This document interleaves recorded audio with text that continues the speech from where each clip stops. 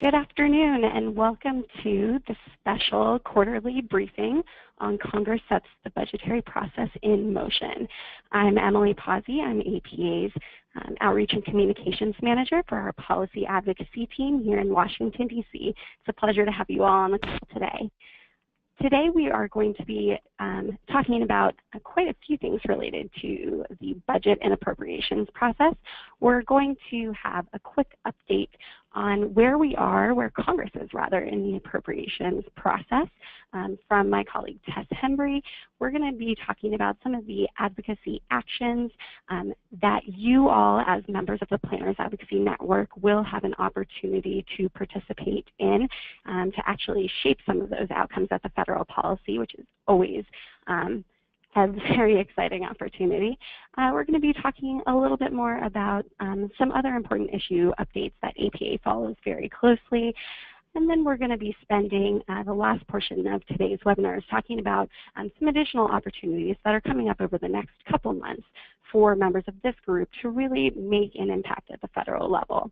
Finally, we're going to save some time for questions and discussions of anything that comes to mind that you'd like greater clarity on during the course of this webinar. I would just like to say a quick thank you to all of my colleagues in the policy and advocacy team for their support on today's webinar, and of course on all of the issues and advocacy efforts that they put together on a daily basis here for members of APA. Just a couple housekeeping tips before we do get started today. Please remember to keep all of your phones on mute. This is being recorded. And while we do not offer CM for this recording, again, this will be recorded and placed in our Planners Advocacy Toolbox, which is located on the policy section of planning.org.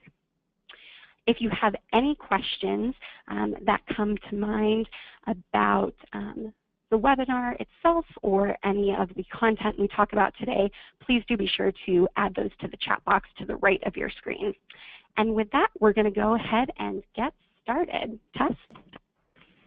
Hi, I'm Tess Hembry. I work on appropriations, budget, and housing and community development issues here at APA. Thanks for joining the webinar. I always feel like I have to give a bit of a preference and apology to those of you who have to listen to me talk about budget and appropriations, especially either right after lunch or maybe ruining your lunch on the West Coast. So apologies for that and bear with me on this one. So let's launch straight into it.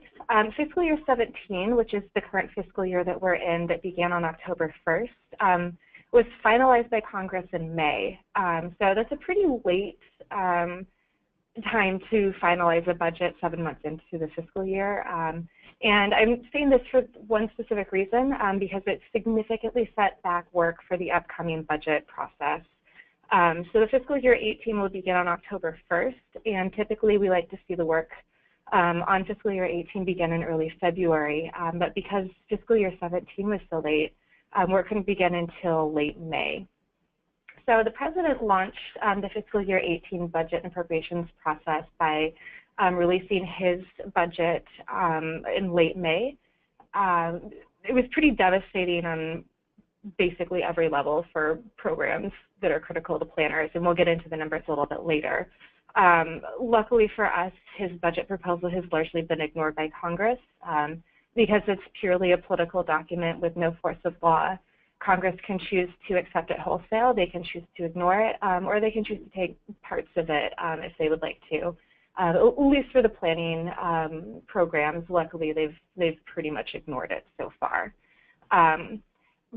Big takeaway from his budget, though, is in the big picture, is that he proposed massive cuts to domestic spending, which had a big impact on planning programs, and gave that money to increase defense spending. So the House and the Senate have taken a little bit different approaches to deal with his budget proposal, but for the most part, planning programs were funded when he has proposed to cut them. So Congress, once he released his budget proposal, got to work on their budget and appropriations work. The House pretty much immediately got to work drafting a budget resolution, which is pretty similar to the budget's proposal, President's budget proposal, in that it's a political document with no force of law. But it does do the important work of setting overall spending levels so that the House appropriators who actually draft the spending bills know how much they get to spend for the year. So the House has really struggled to get a budget resolution through the floor for a lot of the same reasons why some of the things that the majority within the House has tried to push through have failed. There's two camps within the GOP that are struggling to come together. The budget resolution draft that came out in early June proposes pretty significant increases to defense spending, but makes what some people would say, what some people within the GOP would say are not enough budget cuts. So there's a lot of tension between those two groups, and as a result, the House has not been able to approve its budget resolution. Democrats, of course, are not very inclined to help them out, so they've really struggled with that part of the budget process. Despite that, the GOP has instructed appropriators to write appropriations bills at the level that is within their budget resolution. So that means that they're writing bills with a $5 billion cut to domestic spending, but a $72 billion increase to defense spending. The House has managed to pass all 12 of their bills through subcommittee, and they're working on getting them all through committee as well before they leave for the August recess. On the floor right now is the first round of appropriations bills in the House. They're moving a package of 4 spending bills through right now, including the energy and water bill. But they're all of the bills on the floor right now are pretty focused on defense spending. They're referring to it as the security bus, which is kind of cute inside Washington jokes. I don't know if anybody else finds it funny, but I do. But they're trying to make it through at least 4 spending bills before they leave for August recess on Thursday. All of that is important because chances are they're not going to make it through many of the spending bills that are critical to planning. Transportation, housing, interior environment, all will likely probably never see the floor. The Senate, on the other hand, is moving somehow even slower than the House is. Like many years in the past, they haven't decided to move forward with a budget resolution and have just instructed their appropriators to write spending bills at the cap levels that were set in a bill in 2011. So they're writing spending bills with a little bit more wiggle room in domestic spending, but a significant cut to defense based on the House levels. So they started working on their bills a couple weeks ago. They've moved a few through full committee. The Transportation and HUD bill was approved at the subcommittee level this morning. So they're trying as hard as they can to at least make it through committee with these bills before they adjourn for August recess, whatever that may be. McConnell a couple weeks ago pushed back the start of August recess for 2 weeks, but now there's some questions about when that may actually begin. So given the fact that both the House and the Senate are unlikely to finalize their appropriations process past all 12 bills through subcommittee, committee, and off the floor, they're unlikely to then conference them together and send them to President to his signature.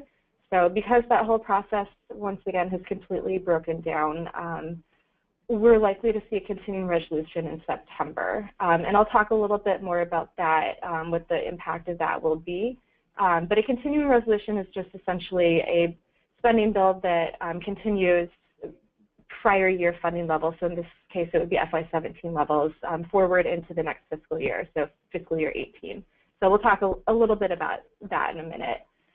Looking back to specific planning programs, looking at transportation HUD, what the numbers are starting to look like for FY18. CDBG, for the most part, is in pretty decent shape. It was funded at $3 billion in fiscal year 17, which has been a relatively consistent level for the past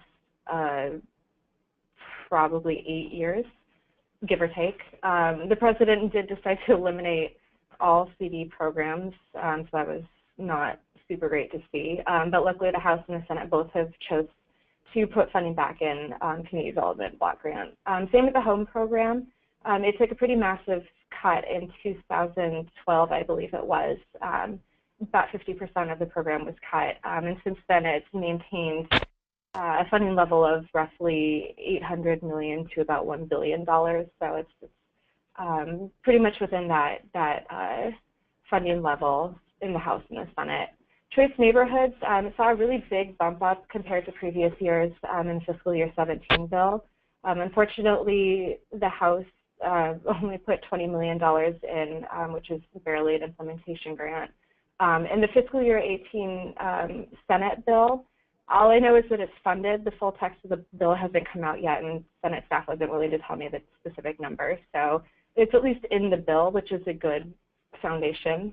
And then Tiger, fiscal year 17, sorry, it was enacted at $500 million, not $550 million. And both the President and the House chose not to fund that, but luckily the Senate has included a $50 million increase for fiscal year 18. So that was good to see that there's that commitment to Tiger in the Senate. And then my colleague Kirsten, do you want to talk about the Interior and Environment? Yep, thanks, Tess. So for the Interior and EPA spending bill in the House as well, similarly to THUD and a bunch of other domestic programs, Interior and EPA under the budget, the President's budget proposal saw massive cuts. So about 31% from EPA was proposed by the Trump administration, which I think was the largest proposed cut to any agency across the board. Interior was slated for about a 13% cut in the President's budget.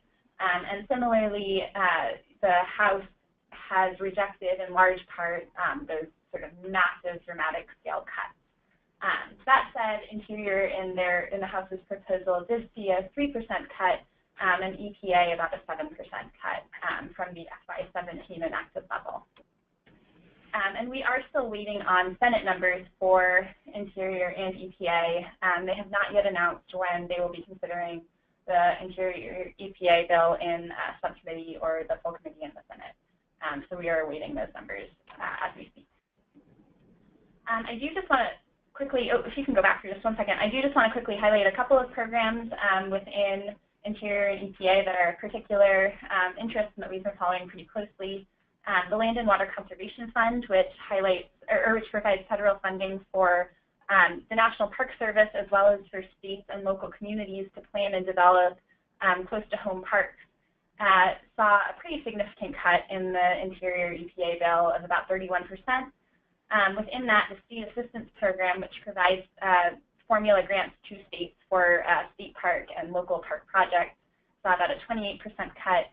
And then within state assistance itself, something called the ORLP program, which specifically directs funding to urban and underserved communities for park development and park planning, unfortunately saw a pretty dramatic cut of 58% in the FY18 House proposal.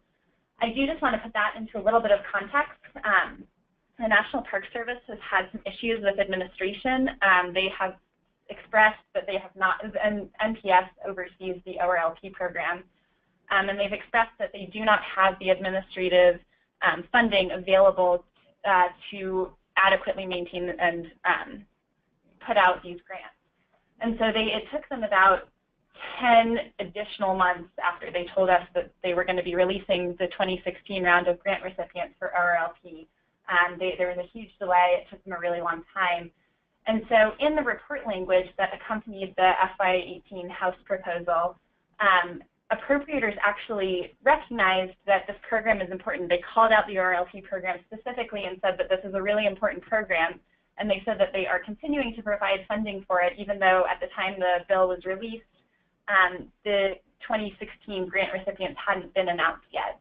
And they gave NPS additional money for administration and told NPS that they really need to get their act together in making sure that these grants get out on a timely, in a timely manner, and so that communities can really take advantage of them. So this cut, I think, illustrated more of a concern with NPS's dragging their feet rather than a concern with the program. And our advocacy work around this has really been paying off, as was demonstrated by its inclusion in the report language. Just really quickly, I'll touch on this Interior EPA bill provides funding for a variety of water infrastructure programs. Some of those, including the WIFIA program, saw pretty significant increases.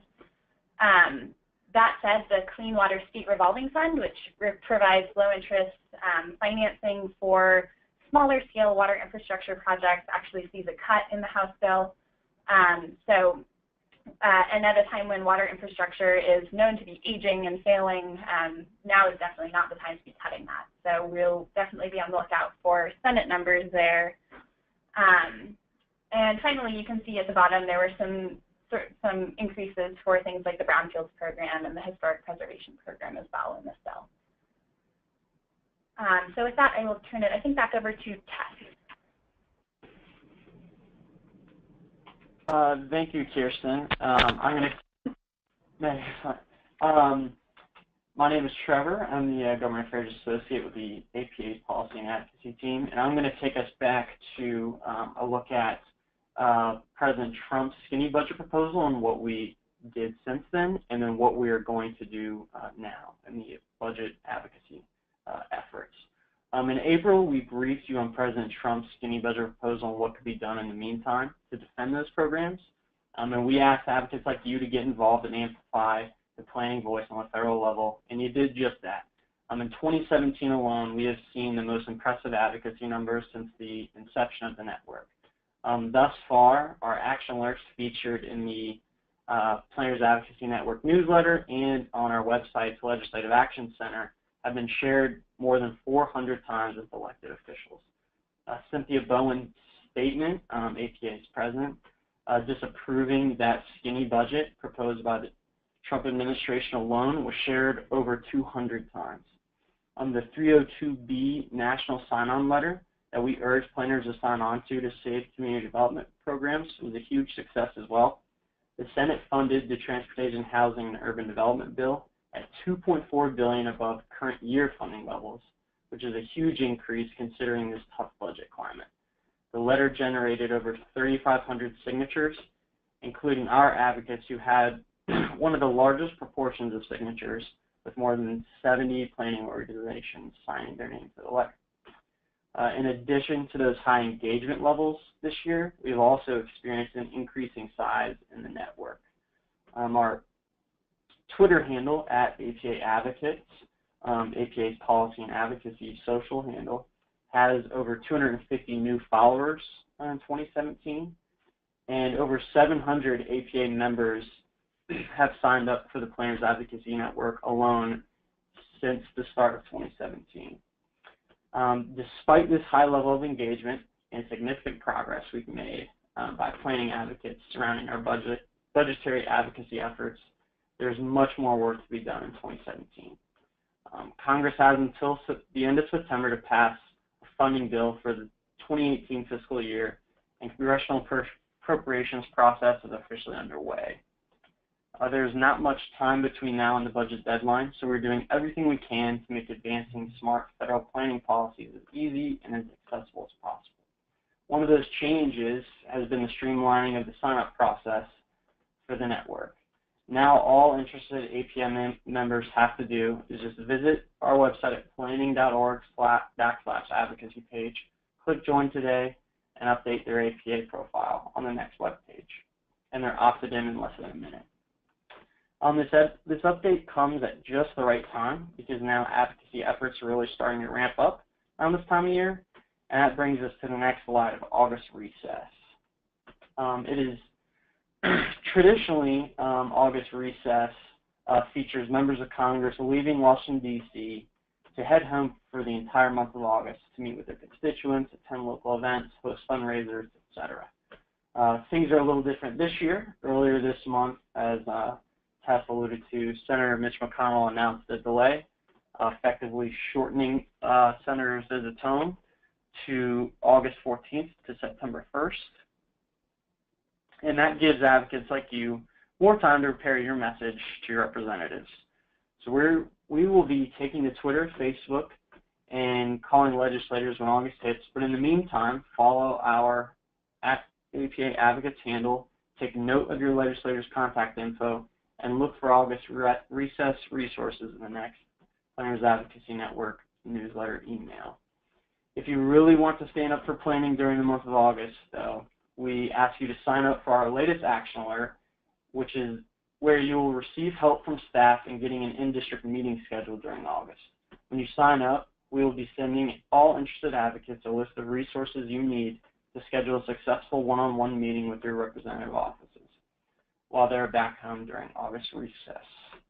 Now I will hand it back over to my colleague Tess once again. She can describe the impending issues we will be covering during the August recess and beyond. Thanks, Trevor. Since Congress has failed to finalize the budget and appropriations process, it's going to be largely what we're asking you to talk to your members of Congress about this August. Right now, the House and the Senate, like I said, are in a race to finish their spending bills before August recess. But realistically, what I mean by that is move these bills through the committee process because it's pretty much guaranteed that we're going to need a continuing resolution at the end of September. So the appropriators, I believe, are hopeful that at some point there will be a larger debate on the levels of spending for domestic and defense, a larger conversation about how we should address spending in fiscal year 18. And the bills that they move through committee are going to give them a good foundation to begin those conversations at some point. So, like I said, a continuing resolution or a CR is very likely at the end of September. The question, though, is how long will the continuing resolution be? Meaning, how long are we going to string out final spending decisions into the new fiscal year? Is there a shutdown coming?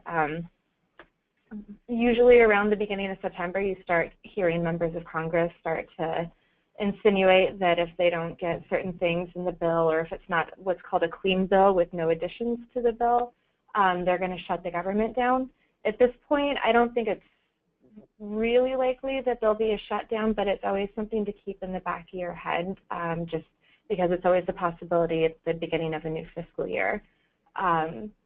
That said, if I were betting, I would bet that a continuing resolution is probably going to be passed for about 3 months. That would put us mid-December when Congress would be forced to make final spending decisions. It's a pretty good tactic on the part of leadership to put those decisions basically right up against the winter holiday recess. So the second you start threatening members of Congress with having to stay in D.C. for Christmas, that's when you can actually accomplish something. So that's how things have gone the last few years, and we're optimistic that that may be the case again. That said, a long-term pause in final spending decisions has a pretty big impact on a lot of programs that are critical to planners. I'll talk a little bit about that in our messaging, but it's important that you keep in mind that we need to urge Congress to finalize spending as quickly as possible. Once we get to the end of that short-term continuing resolution that'll be likely in the end of September, hopefully a short-term, there's a good chance that rather than actually making these spending decisions, which are going to be difficult, it's possible that Congress could just decide to do a full year continuing resolution and not make these tough choices about spending. So I would be prepared also for a full year of fiscal year 18 spending at fiscal year 17 spending levels. So that's just another possibility of something that could happen.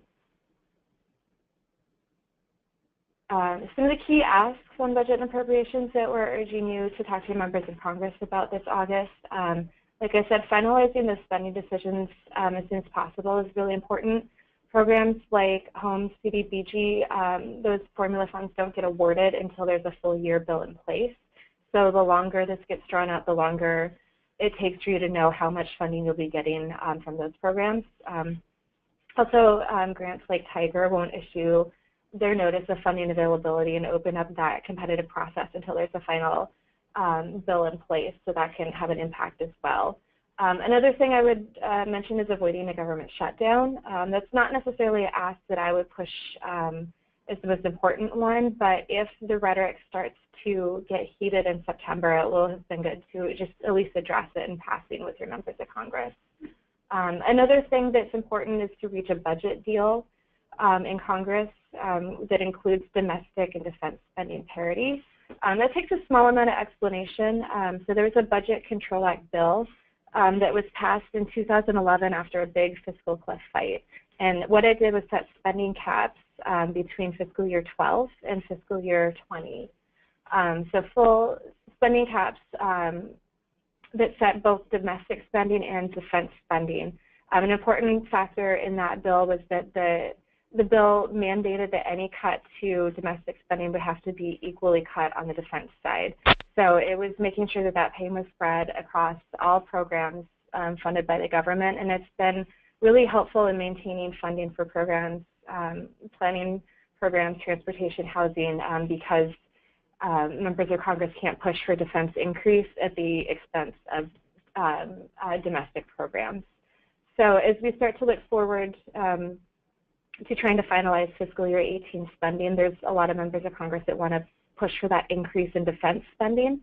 So making sure that your members of Congress know that there is an agreement that means that domestic spending would have to be increased equally is going to be really important, because that's something that could be breached if we're not careful. And finally, funding programs, not entirely, but mostly at the Senate spending levels, and we'll provide you with specific details as we learn more about exactly some of those Senate spending bills. But at least for the THUD side, the Senate spending levels are much preferable to the House. Again, that's something we'll get into the nuance a little bit later as the process finalizes before everybody goes to August recess. But generally speaking, that's likely to be what the ask is.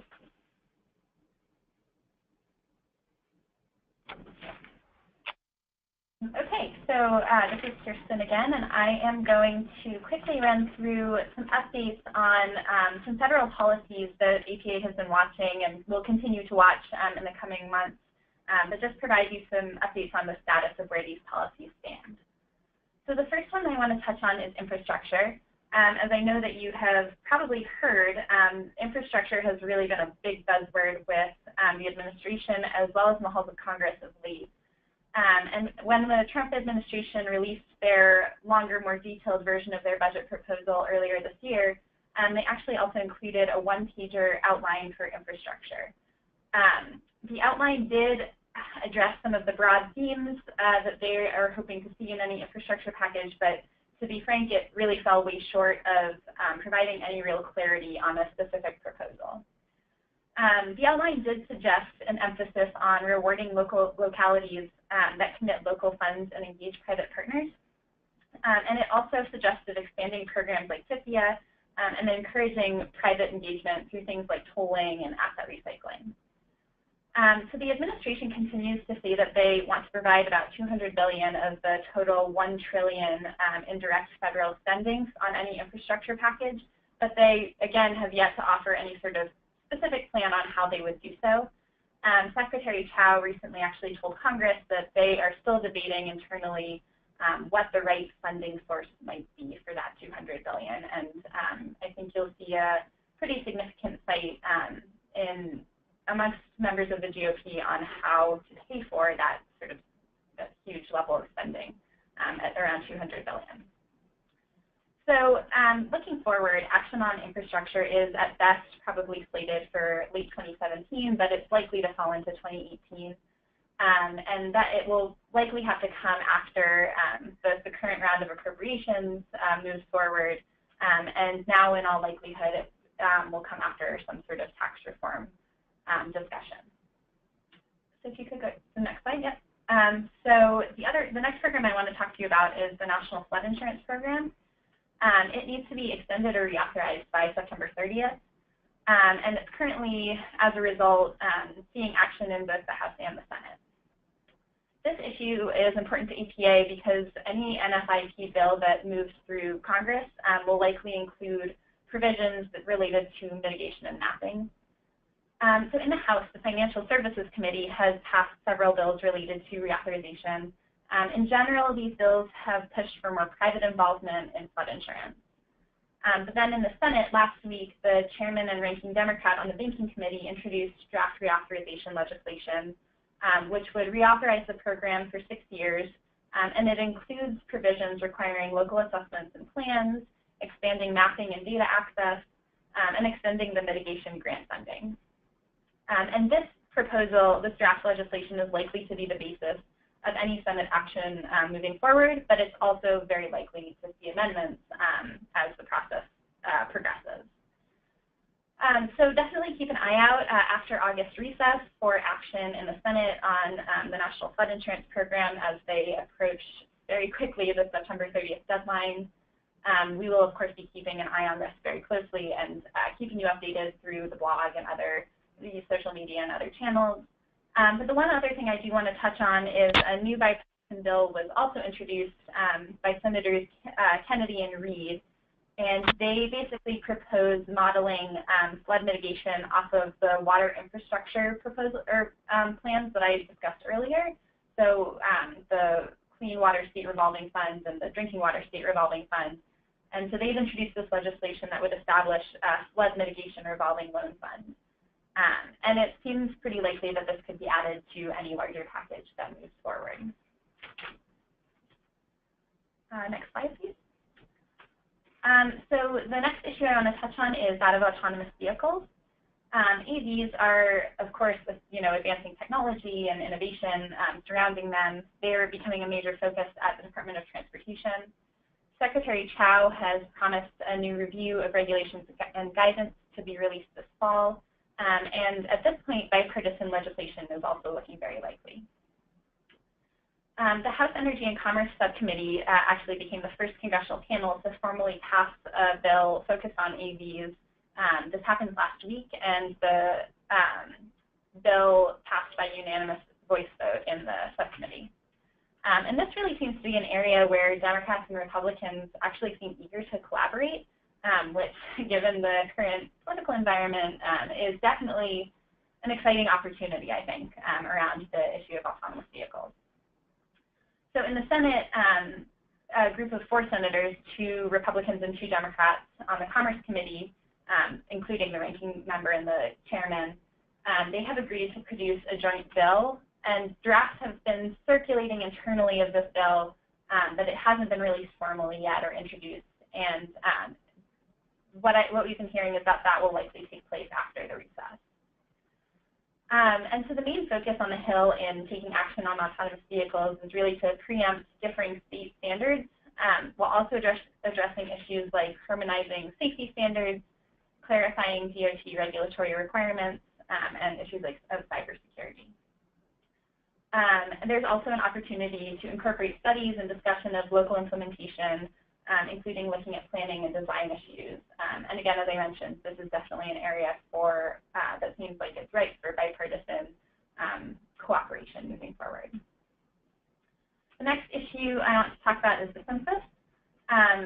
There have been some pretty significant concerns circulating regarding preparation for the decennial census, which is coming up in 2020.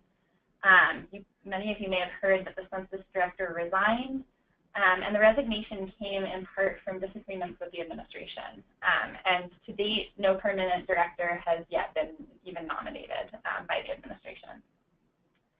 And this is unfortunate because it's obviously in 2017, it's a critical time to be really gearing up and preparing in the cycle for the 2020 count. So the Trump budget proposal is significantly below historic levels for funding for the census at this point in the cycle leading up to a decennial census. House appropriations for the census is better than the budget, but definitely still concerningly low. And there are also concerns, as sort of always with the perennially controversial American Community Survey. So APA is definitely advocating really hard on this issue. Data is one of our 3 legislative priorities for the year. So we're very conscious of the concerns surrounding the census and the American Community Survey. And we're working as part of the Census Partnership to make sure that we're advocating hard on this issue. Next on my issue update is surrounding urban and community parks. I mentioned the ORLP program earlier in conversations about the Interior and EPA spending bill. As it stands, the ORLP program was is only really funded by appropriators. There's no legislation that actually formally authorizes the grant program. And this means it's really easy for appropriators to either zero out the program moving forward or just sort of forget about it. So we've been working with bipartisan members of Congress, Congresswoman Berrigan from California and Turner from Ohio, to put together legislation that would formally authorize the ORLP grant program. And it would also authorize up to $25 million for the program out of Gulf of Mexico energy fees paid by leasing energy extraction companies in the Gulf of Mexico. So it wouldn't require any taxpayer money, and it would be dedicated revenue that would go directly to ORLP regardless of what appropriators do. So far that bill has 33 total co-sponsors, 7 of whom are Republicans, so pretty substantial bipartisan support. It was only introduced a couple of weeks ago, and we're in the process right now of increasing the number of co-sponsors for that legislation. If you're interested, you can check out the Legislative Action Center, an action alert up right now to ask your members to co-sponsor the bill. And we're working with senators right now to see if we can get a companion bill introduced in the Senate. Additionally, I do want to just highlight that the Department of Interior, the National Park Service at the Department of the Interior, released their 2016 ORLP grant recipients just days after the committee came out with the Appropriations Committee came out with their report language saying that they needed to get these grants moving faster. So it's funny how, Congress can really kick agencies into high gear.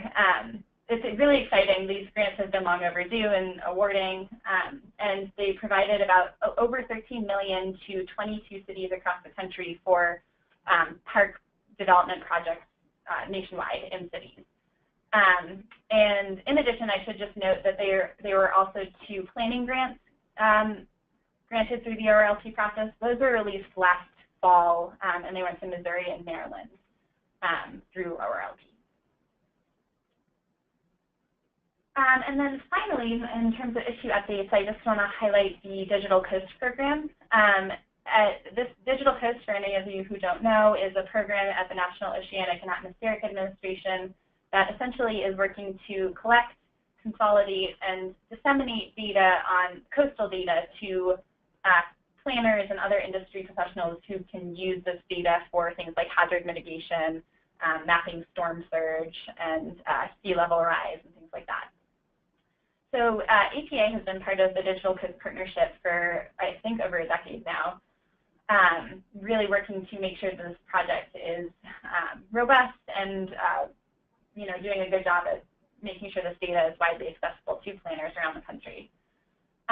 Right now, the project is just funded by extra funding at NOAA. It does not receive a congressional appropriation, which means that if NOAA doesn't receive enough funding in any given year, they could pretty easily just stop funding the Digital Coast Partnership or the Digital Coast program. So we've again been working similarly to the ORLP program to make sure that this project is codified into law and that it receives an authorization through statute as well as an authorization of appropriations. So EPA has been working with the partnership. We were successful in getting the Senate to pass, the full Senate to pass the Digital Coast Act that was introduced earlier this year without amendment on the floor. So that's actually the furthest that we've made it. Last year it passed the Senate as well, but they ran out of time, unfortunately, in the House. It was the end of the Congress, and they just didn't have time to move ahead in the House. It does enjoy bipartisan support, so our objective right now is to make sure that a companion gets introduced in the House and moves through the legislative process quickly so that we can get this across the finish line this Congress. And, it seems we've been making really good progress so far. So with that, I think I will pass it over to Emily. That's right. Thanks, Kirsten. So Trevor talked a few minutes ago about opportunities during August, in just a couple of days, to really flex your advocacy skill sets that you've acquired since you've joined the network. And I'm here to talk about a few more that are coming up over the next couple months, which are equally as exciting. So the first one of these you might have seen from some of our APA communications is the APA Policy and Advocacy Conference. For those of you who are newcomers to the Planners Advocacy Network, the Policy Conference is a long-standing event that APA has hosted for many years. It happens every fall during the mid to late part of September, and this year it's slated for September 24th through the 26th, based here, of course, in Washington, D.C. So there are many different reasons to attend the annual Policy and Advocacy Conference. I have some of them listed here right on the screen. But Planners Advocacy Network members actually enjoy some very special perks that others who may sign up for the conference don't get to enjoy. One of the biggest pieces is this group gets to save $100 on registration for the conference, which again is something that other folks who would like to attend the conference don't necessarily have available to them. So that's something that we really encourage you to take advantage of by September 14th, which is of course when online registration for the conference closes. Another big perk that's actually new this year that we want to draw your attention to is members of the network have access to a special, really exclusive boot camp training, advocacy training during the Sunday of the policy conference. So that's Sunday, September 24th. This is a 3-hour boot camp that will be taking place from 9 a.m. to 12 p.m. And we promise, since it's an early morning session, to not bore you. It's going to be a very dynamic session, lots of opportunities to get up, engage with your colleagues, share ideas, practice some of the things that we're asking you to consider trying in your own advocacy efforts. And we, again, it's unique and exclusive to Planners Advocacy Network members. So we really encourage you to talk with folks in the network to let them know that this is an opportunity for them and to register for the conference, to get to enjoy this in person. Of course, I would be remiss if I left out that one of the biggest reasons to make sure that you attend the Policy and Advocacy Conference is Planners Day on Capitol Hill. And again, for those of you who are new to the network, this is a very special part of the conference. It's the final day, Tuesday of the conference, where APA handles all the scheduling for you, but essentially what you do is have face-to-face time with your elected officials and their staffs.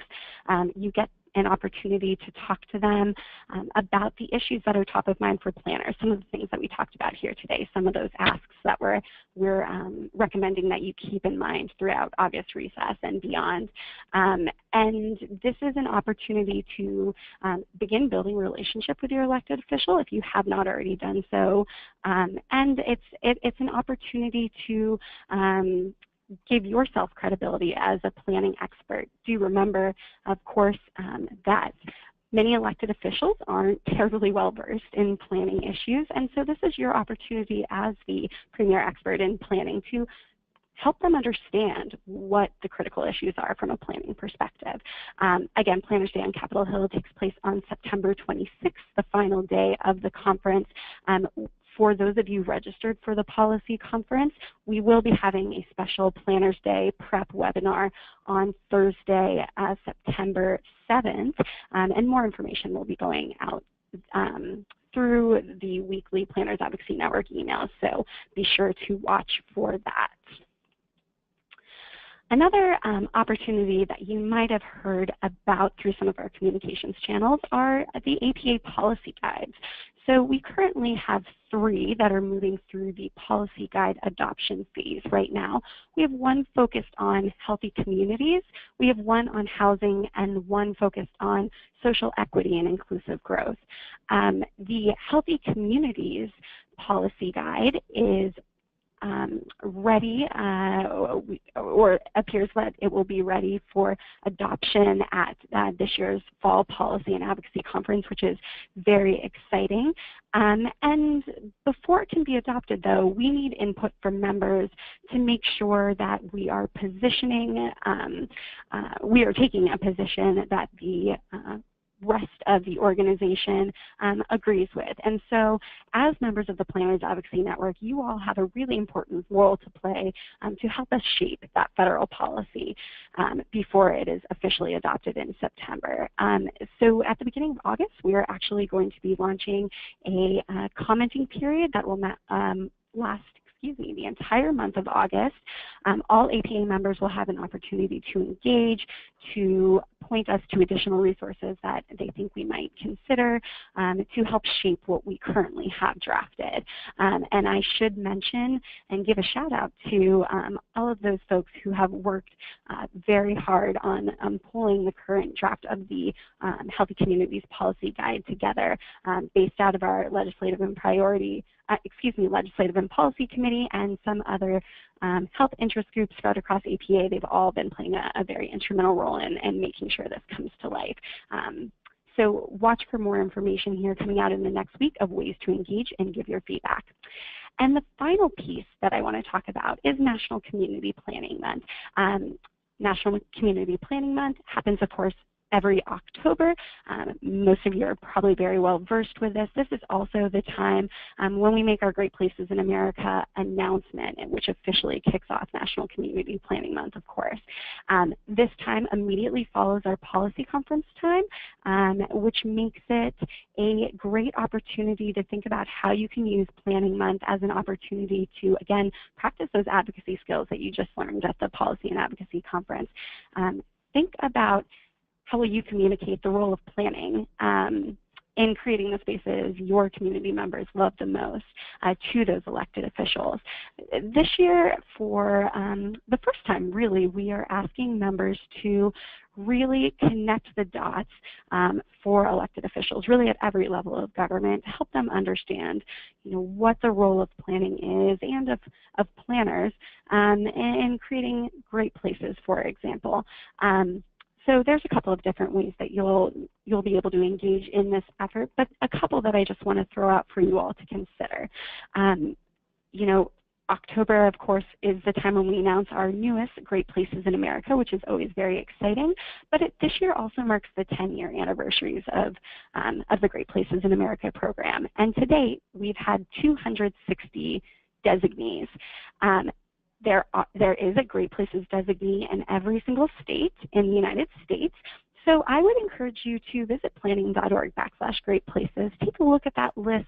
See which communities have a great place, that's a great neighborhood, a great street, or a great public space within your community. And I challenge you maybe to think about how you could potentially host a walking tour or biking tour or some kind of meeting in that great place location and invite elected officials to it and ask them to think about the planning implications and why this place is the way it is. And of course, we know that's because of the planning efforts, of course, that have gone into it by elected officials and community members and you, the planners.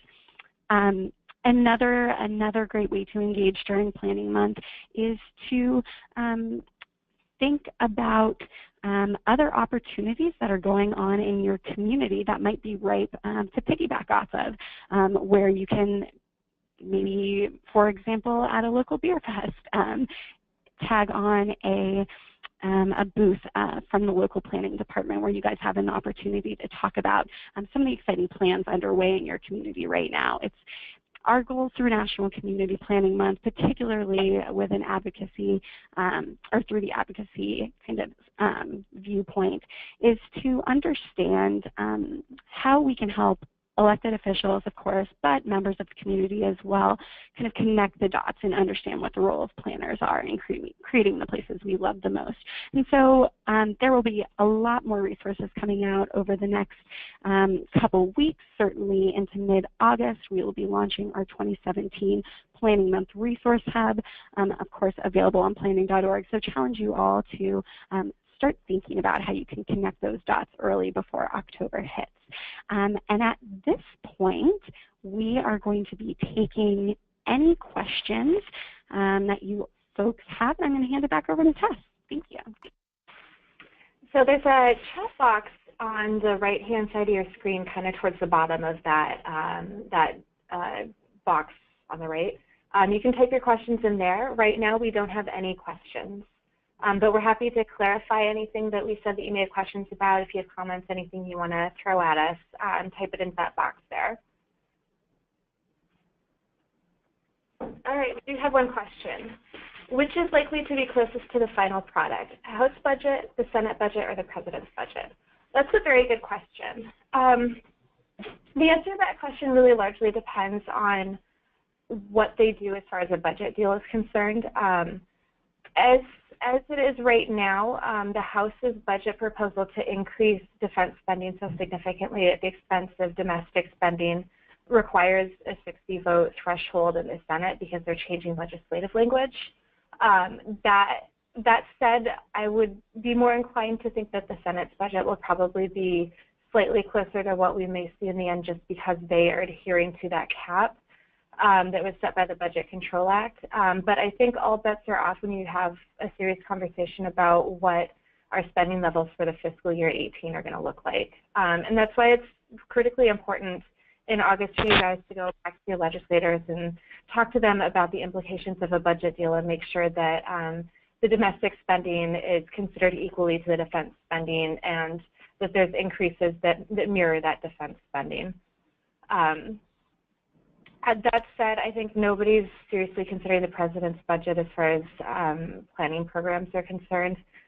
CDBG in the Senate hearing with Secretary Carson, every single member of the subcommittee spoke up for CDBG and told him that that was a priority in their state. So it was pretty loudly heard that the proposal that was put forward was in the HUD budget, the DOT budget, and a lot of the other department and agency budgets was just really untenable up there. So jury's still out on whether the House or the Senate budget's closest, but I would definitely say the President's budget will not be closest. That was a good question. Are there any others? All right, seeing no more questions, we'll let you go a little bit early. Thank you, everybody, for participating. We really appreciate you taking the time to get an update on planning issues at the federal level, and we appreciate your future participation in August recess. Thanks, everyone.